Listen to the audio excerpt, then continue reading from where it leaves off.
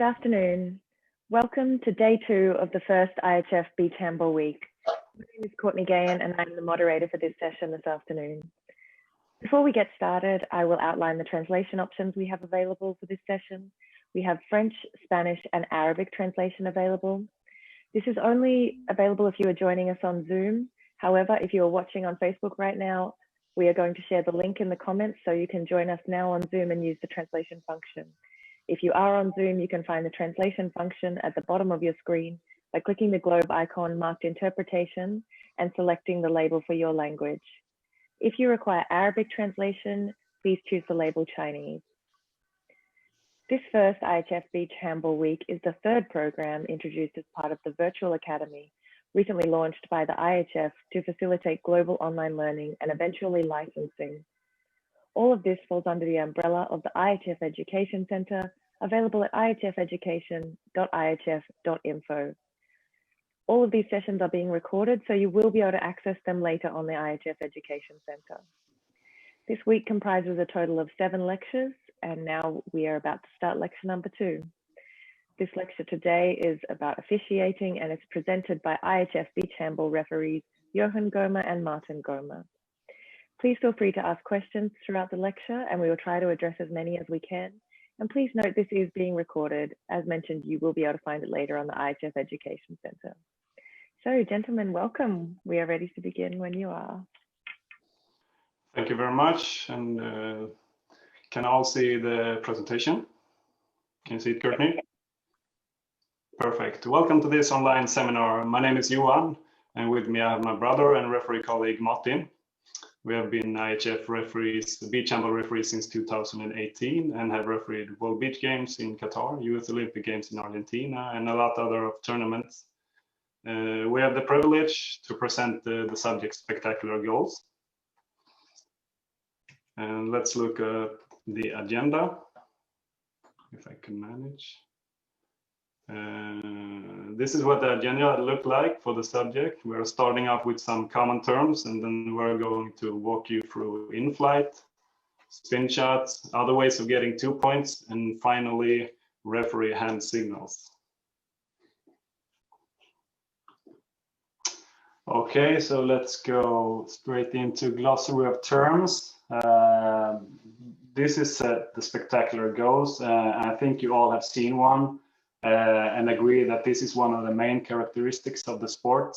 In the slide, you see what's stated in the glossary of terms in the rule book.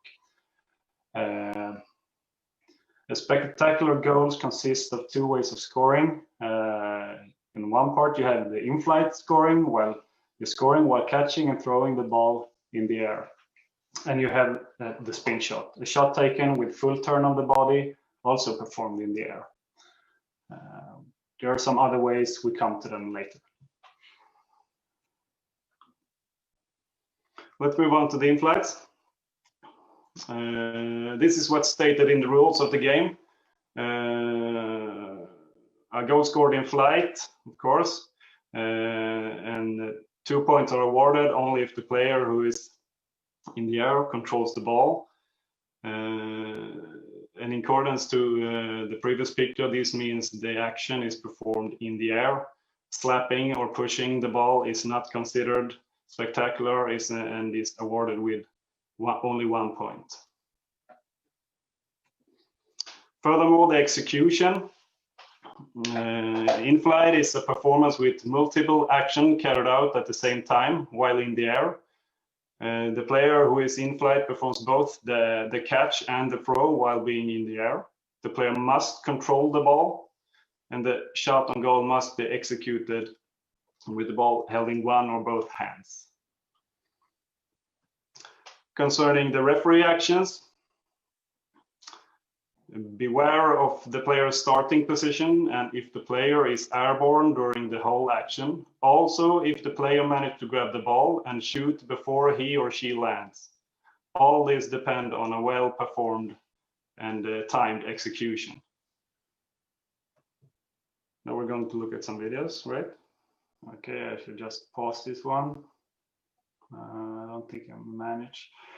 Before we're looking at this video, I will just repeat some points from Johan. A well-performed in-flight action contains both good timing and time in the air. So take notice of this. In this video, you see this is some common game system we will show you. In the first video, we will look at some wing players doing in-flights, and then we move on to look at some videos of the pivot player making in-flights. And I want also to point out that this game system and these situations are standard situations for the referee. And since we are referees, both me and Johan, we have this point of view for when we comment this one. So this is situations that all the referees need to be prepared for, because this is the common one. Okay, let's have a look at the videos. Can we have this one going? Yes, some in-flights, well timed from the wing position. Another one, counter-attack. Not very well timed, but okay. One is awarded with 2 points. Another one from the wing.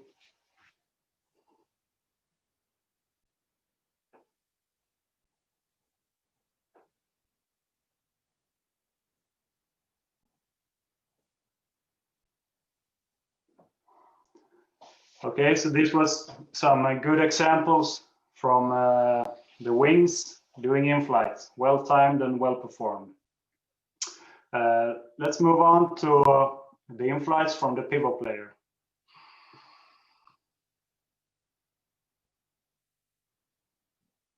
As you can see, if you watch beat handball, you know this is all basic game systems.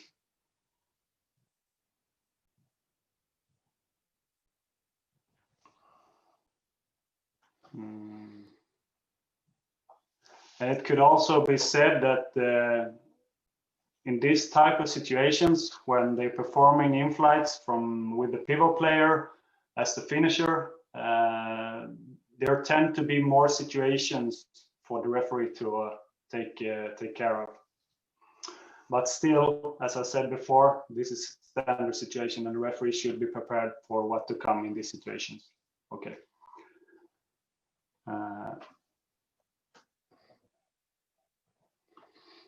Let's pause that one. Yeah. In this video example, we're going to show you 2 examples of faulty executions where the player doesn't manage to perform the action correctly.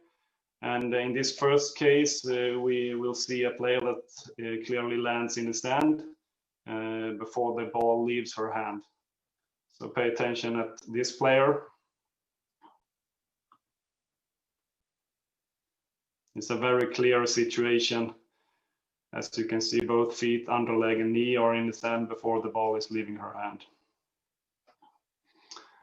And we are going to watch another faulty execution.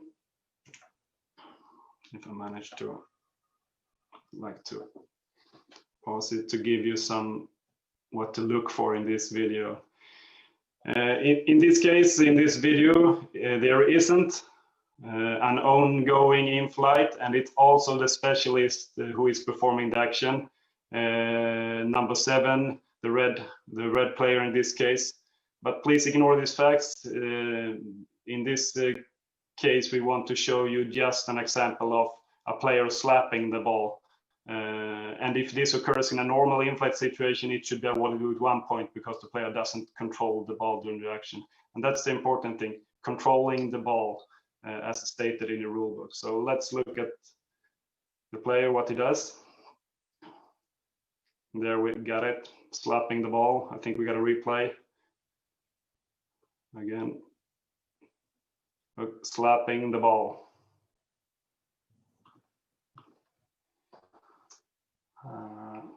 Okay, so we just want to be clear here. This is 2 points because this is the specialist scoring. But we want to show you he's slapping the ball. And if this wasn't in flight with slapping the ball, that's only 1 point if they are scoring. Okay.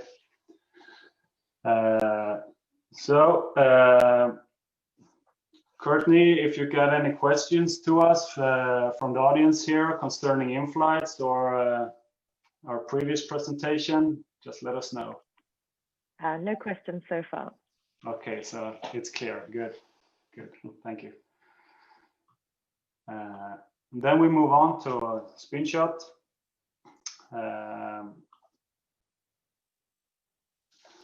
In contrast to in-flight, this action can be done on your own, though, with one player.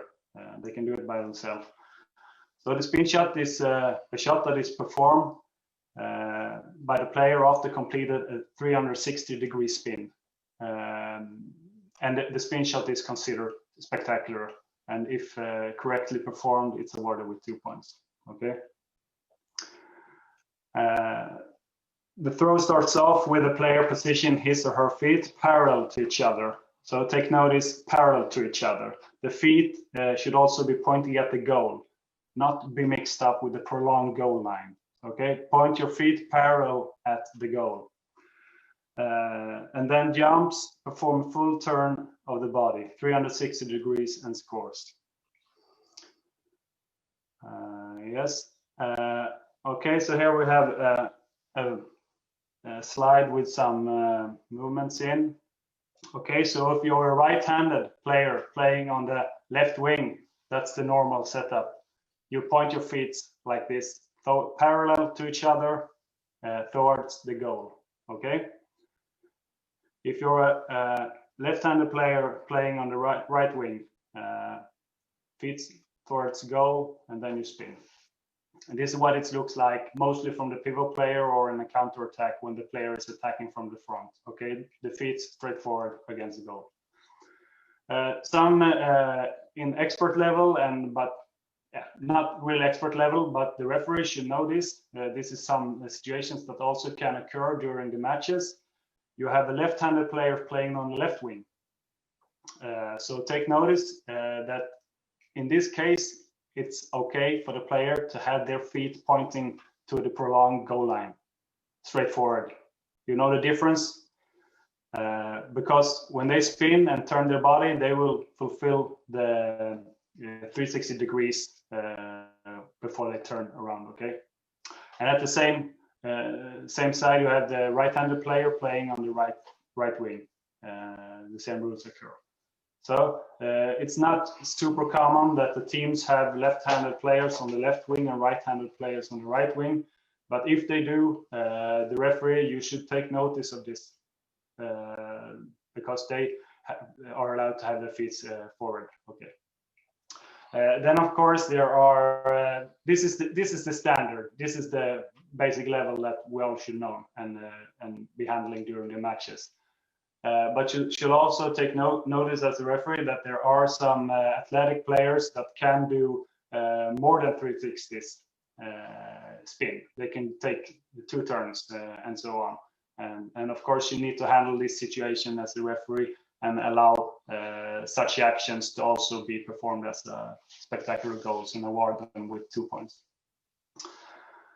Okay, I hope you did follow me there.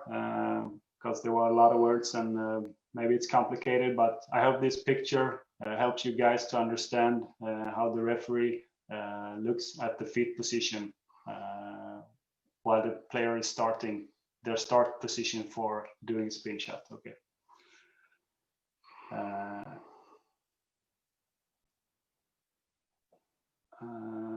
Okay, so the referee actions. For the referee, as I said, pay attention to the player's position when they start. The player must position her feet towards the goal. You can see the asterisk on the word most, and that was what I was talking about. If there is a left-handed player on the left wing, there are some exceptions, you know. The player must complete a 360-degree spin. And for the referee to decide if it's a 360-degree spin, the pro tip is to look at the player's hip rotation. Is the player rotating their hips 360 degrees? Because that somehow you need to decide if this was a full turn of the body. Okay. And of course, the ball must leave the hand of the player before they land. Okay, let's move on to some videos of the correct feet position. I think we're going to pause it there. Yes, here we're going to look at a few examples of well-executed placing of the feet. And first out, we look at this player in blue, placing her feet. Just let me, in this case, we're going in slow motion, placing her feet towards the goal. Perfectly. They are parallel, the hips and the full turn. And here we're going to look from the center position.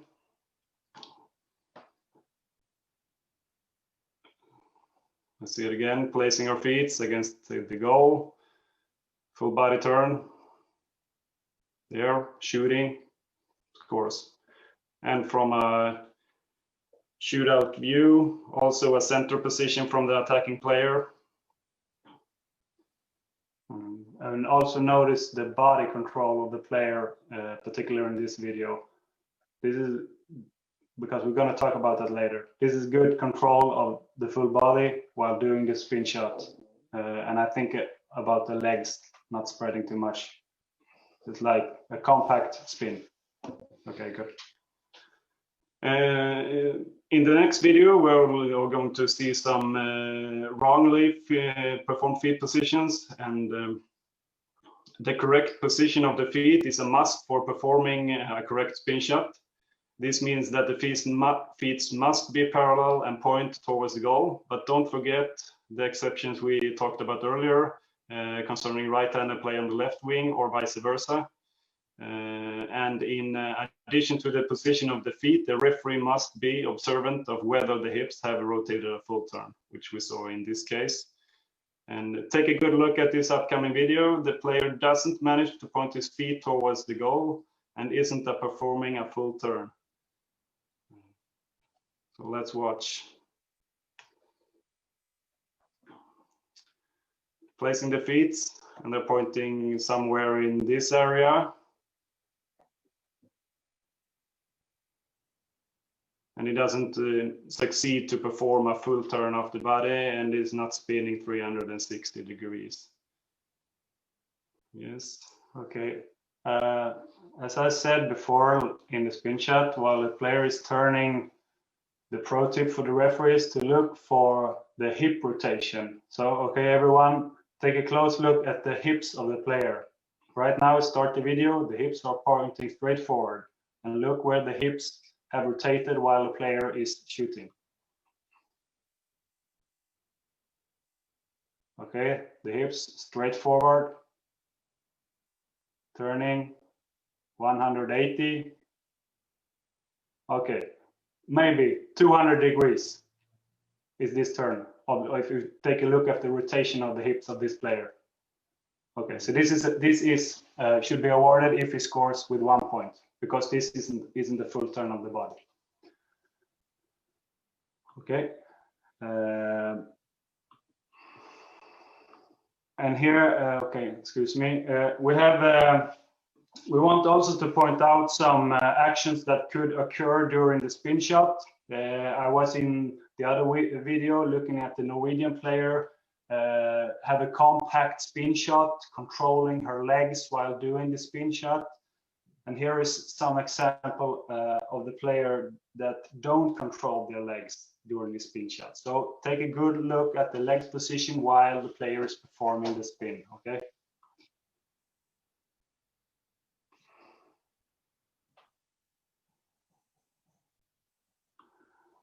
Okay, so I think some player is gaining some momentum during the sprint before the spin shot and make it maybe difficult for them to control their legs, but it is still their responsibility to control their legs. In this case, this is a spin shot. Maybe he could have endangered the health of the goalkeeper, and if this was during the game, maybe there have been a defender who could have been hit by one of his feet. Okay, another video of the same thing. Look at this one. Okay, spin shot. We have high kick number 1, and we have high kick number 2. Okay, so this the referee needs to take some action here. If we see this behavior occur during the match, the referee needs to address the player to say, hey, you need to control your legs and your feet while performing the spin shot. Otherwise, you could endanger the health of the opponent, okay? And then the blame is on you, the attacker. So this is an important thing for the referee to address early in the game, so we don't get any situations with a defender getting hit by a kick or a feet while an attacker is performing a spin shot. Yes. Wait a minute. Okay. In the coming clip, we will look at the defender, how the defender could act, and how in this coming clip you can see that the defender is trying to gain advantage by moving the goal area line. This is a pretty common defender fault. Does need to be corrected. And let's look at the first example. We're giving you 2 examples, and let's start with one of them.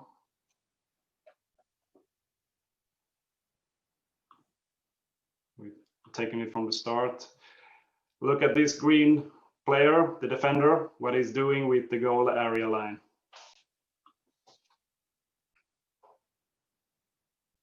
Pushing it in and then jumps off. Let's look at another clip with this kind of situations.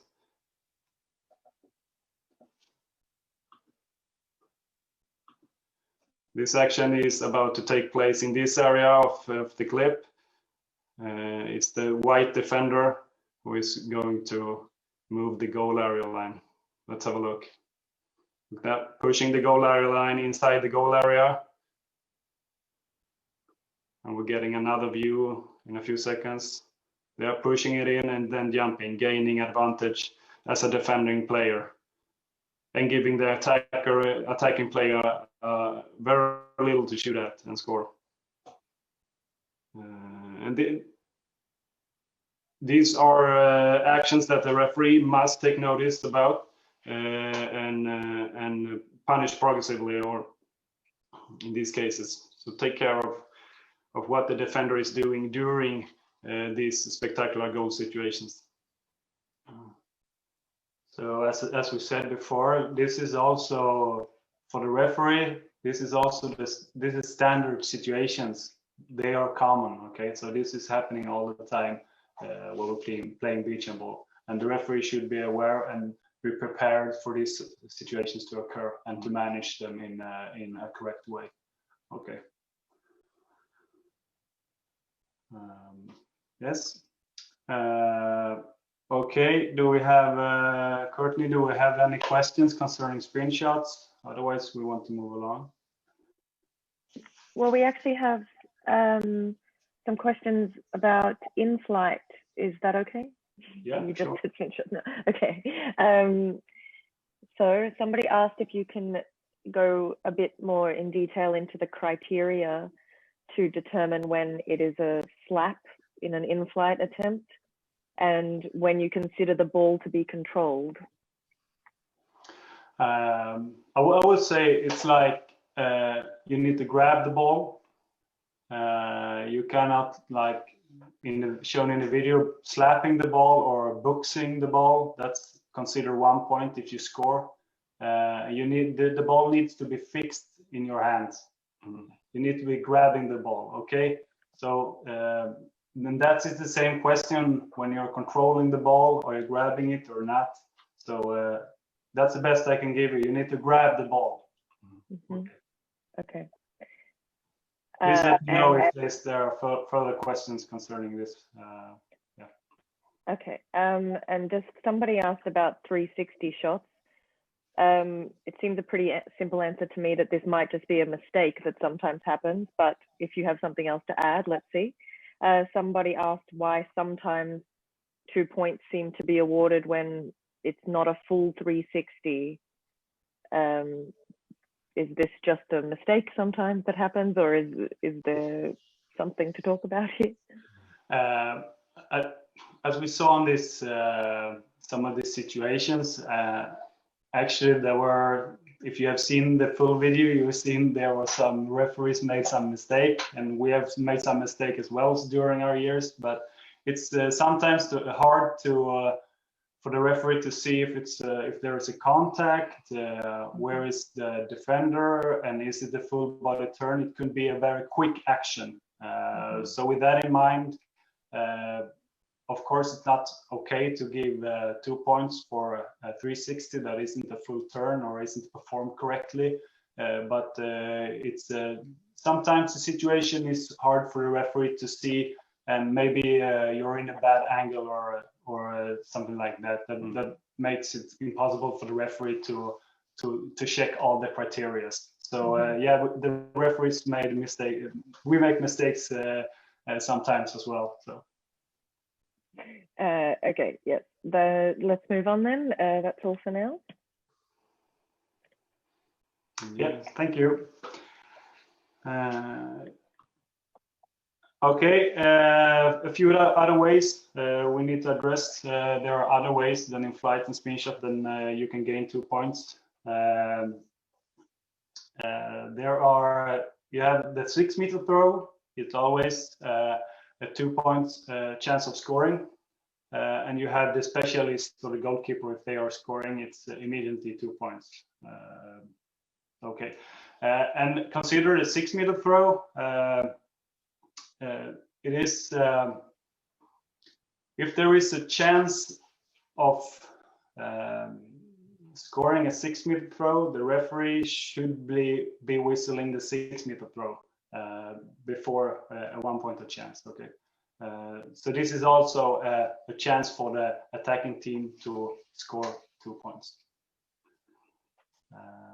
And yeah, as stated here in the slide, this rule is applying all during the match, including golden goals and the shootout. Yeah. Yeah, and our final slide here, our final part of this subject, of course, the referee hand signal that I think all of you have seen some in the games several times, as it's stated in the rule book. When 2 points are awarded, the goal referee should do a full vertical arm swing additionally, and then indicate it by displaying 2 fingers, as in this picture you can see. And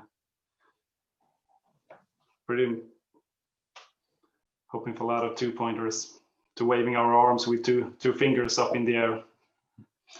Do you have something to add to the hand signals? No, that's not much to say about it. No.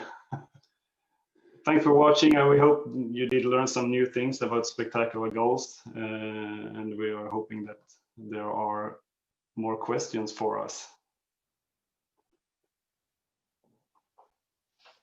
Oh, we do have a few questions. Just bear with me because there are some coming in different languages. So we're all trying to translate and note at this moment. Okay, so what I have, somebody asked, if somebody performs a spin or looks like they're going to do a spin shot, but then they decide to pass it as an in-flight goal, would this be 1 or 2 points? Yeah, if a player does a jump to make a spin shot and then decide to pass the ball and in flight, it's a 2-point goal. If the player who is receiving the pass is fulfilling the criteria for in flight, as you know, performing the whole action in the air or is airborne during getting the pass and making the shot. Yeah. Okay. Somebody else. Okay, if a player makes a spin shot and the ball hits the post or the goalkeeper and afterwards enters the goal, what is the situation here? How many points? It's a 2-pointer if it's, as you say, the shot, if it fulfilled the criteria of a spin shot, full body turn, and the feet are pointing towards the goal, or the other criteria that we show you today. and the shot hits the post or the goalkeeper and then going to the goal, it's a 2-pointer. Okay. That is what most of the questions are, so I do my best to explain the situation. This would be easier with video for sure. Okay, what punishment should the referee administer for an attacker who continues to not control their feet when doing spin shots? Actually, we have. I want to. There are another online seminary that are talking about the punishment for the players that is coming up this week. So please watch that seminary as well. But as I said, I can comment this one anyway. If the player is hitting another player, the referee must be aware that this could be in the rule book, rule 85 or and so on, that this could be in the range of progressive punishment. You need to address this to the player. I think this is what you have to start with as a referee. But we have all the way up to the red card for this situation, because if the player is continuing doing this behavior and at the end hitting a defender, let's say in the face or in the neck or something like that, the blame is on the attacker. So this should be a disqualification. Okay. So that's we have the whole spread for the punishment for this one. But of course, if it is like we watch in these videos, the referee should address the player. Okay, stop this behavior, because this could escalate quickly if you continue with these actions. But if there is a incident with the immediate hit, then the referee need to at least punish the player. Okay. Yes. Okay.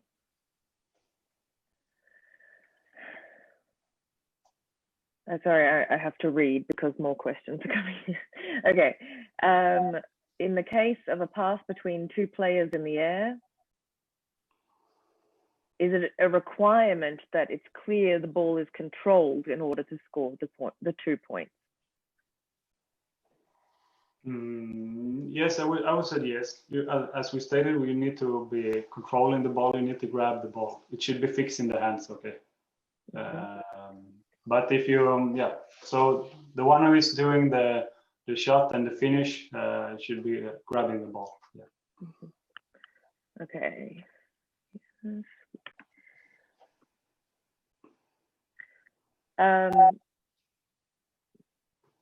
I don't really think this one falls into this category. Wait, I'm just assessing. Some questions are not about the exact topic you're talking about. Okay. This is not really about exactly this topic, but let's talk about it anyway. If an attacker has their feet inside the 6 meters and someone, no, I'm sorry, I don't understand this question totally. I think that's, okay, someone here has asked, what punishment for a player who continues to push back the goal line to gain an advantage? Progressively punished. Yeah, okay. First you address the player, stop this behavior. Next time it occurs, okay, it's suspension. Okay.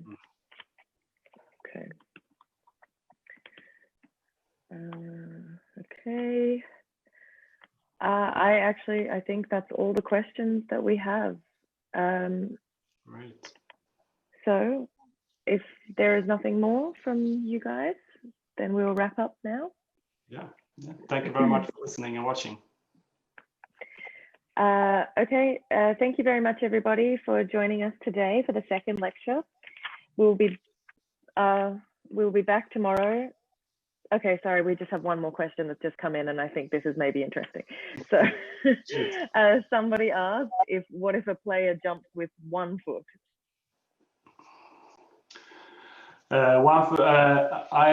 This is a spin shot. That's not considered spectacular, and it can only be awarded with 1 point. Okay, you need to jump with your feet parallel, as we stated in the previous picture, as you saw in the presentation. both feet simultaneously in the sand, pointing towards the goal, and then you jump, performing a 360 spin and finish. So with one leg, no, 1 point. Okay. I don't know whether I should say it's over or if more questions are going to come, but let's wrap up. Again, thank you everyone for joining. Thank you for the lecture, guys. We will be back tomorrow at 2 p.m. Central European Summer Time. And that is about, the lecture tomorrow is on coaching, how to improve spin shots, and also about shootout strategies. And that is from Tamas Newcomb, a Hungarian Federation beach handball sports manager and former coach for the Hungarian-Italy women's national team, and Marla Carantoni, current Greece women's national team coach. So we will see you again at 2 p.m. tomorrow. Thank you very much, guys. Thank you everyone for joining us.